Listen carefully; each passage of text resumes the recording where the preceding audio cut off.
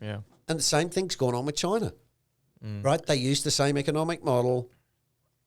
You Americans are lazy. You don't know what you're doing. You know, we're superior in all these things. You know, now the market's falling in China.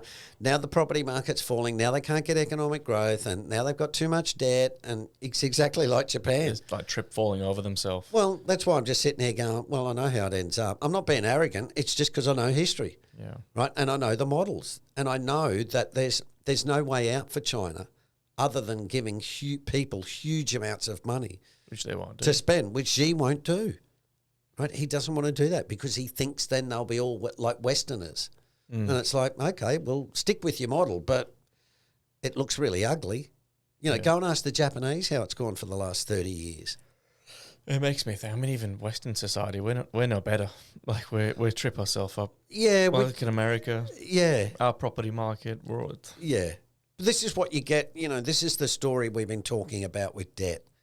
When you load up people with debt, at some point they can't spend any more money because they're paying back debt, right? And debt is not bad, but if I go into debt to build a semiconductor factory, that's good debt, right? Because I'm going to be productive. If I borrow lots of money to buy property, existing properties, that's not good, right? Because it's not productive. I can buy a property at $2 million. If it's got 3 bedrooms, I can still put 3 people in. Yeah. If you come along and buy it at $3 million, that's fine, but you can still only put 3 people in.